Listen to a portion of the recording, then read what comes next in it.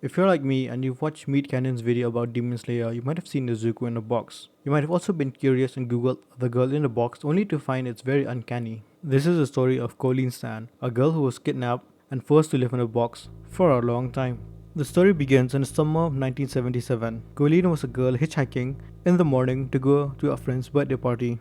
While on the road, she came across a car that had two people in them. One of them was Janice Hooker and Cameron Hooker, as well as their baby. She had also turned down the previous rides that had been offered to her out of fear. And when she saw the baby in the car, she had assumed they were decent people. Colleen had also had some experience in hitchhiking, so this may have played a factor in why she entered the car. On the way, they stopped at a gas station to refill. Colleen decided to go to the restroom, and at that time, an anxiety-filled feeling came into her gut. That feeling told her to jump out of the window and don't look back, but she calmed her fears and went back to the car. This decision would change her life forever. Several minutes later, the car would pull up in an isolated area where Cameron would put a knife onto Colleen. He then proceeded to tie her up as well as gag her and then put a 20-pound box on her head. This box was crafted by Cameron and would negate Colleen from seeing or hearing anything outside the box. The couple would then take Colleen back home. According to sources, Colleen was subjugated to a small, grate-like structure on the first night,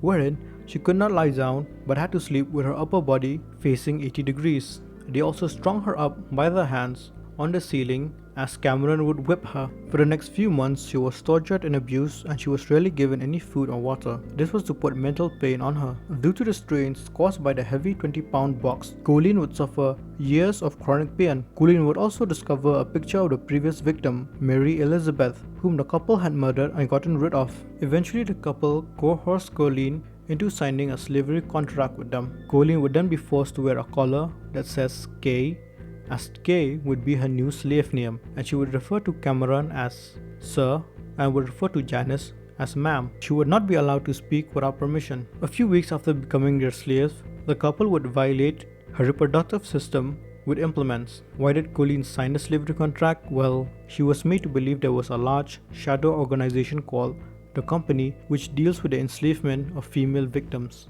She was also told that if she tried to escape, the company would come and hunt her down as well as kill her family. She was so scared of this organization that she didn't even try to escape when she had a chance. The couple would enforce the idea of the company every day to Colleen to instill fear into her body. In the next few years after signing the slavery contract, she would be getting more and more freedom, such as being able to get out of the house or babysit the child. She was even allowed to visit her parents in 1981. The parents at this time had been making concerning calls about their daughter. During the visit of 1981, Colleen could not tell her parents about the slavery contract. This was due to the fear of the company. So Cameron had to be introduced as the fiancé of Colleen. The parents were very concerned about their daughter, and they assumed she had joined a cult. This was because she was wearing homemade clothes and she had not even made contact with them for the past 3 years.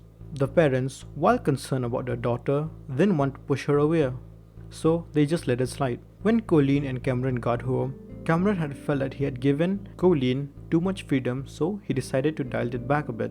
After the visit, Cameron decided that they should move to their mobile house far away from their nosy neighbors. When the couple moved to their second home in their mobile house, Colleen was put in a coffin-like box that was placed under the waterbed of Janice and Cameron.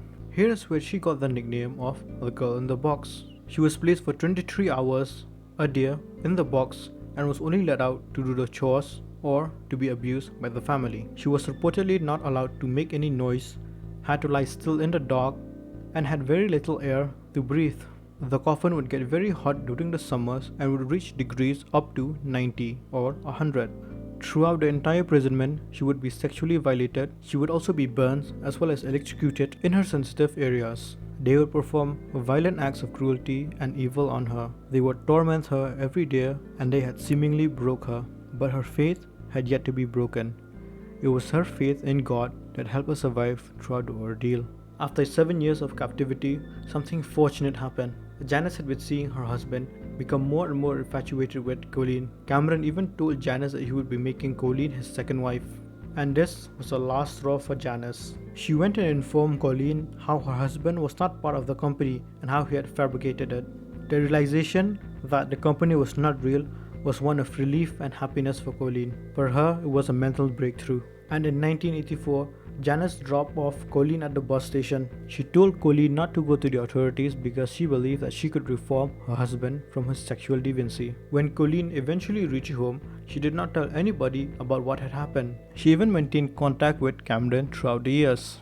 Whether this was due to Stockholm Syndrome or not, I have no clue. Either way, Cameron wouldn't be arrested until 3 months after Colleen had escaped. When Janice realized that she could not reform Cameron, she went to the pastor and told him about what had happened. The priest then called the cops, and then, in the cold morning of November, Cameron was arrested. Later, he would be put to trial and he would receive a sentence of 104 years. Janice, on the other hand, received immunity for testifying against Cameron. Let's talk about the aftermath of the event. What happened to Colleen after the case went viral? Well, she received a lot of much needed therapy and this would help her. She eventually got old, married, and had kids. Right now, Colleen runs an organization that helps women who are victims of abuse. And if you're wondering, yes, she did change her name. And Janice, well, Janice also changed her name. They're both living somewhere in California right now. Her kidnapping and escape has been a cultural impact in many forms of media. One such example is the Poughkeepsie Tape, a found footage film that shows the demented mind of a kidnapper, as well as capturing the feeling of being kidnapped and abused. I don't know if I could recommend Poughkeepsie Tape because it is a very graphic and very disturbing film. But if you have the stomach for it, you should probably watch it. Anyways, that's it for this video. If you happen to like the video, please leave a like and subscribe. And moral of the story, well, just don't trust people based on looks, I guess.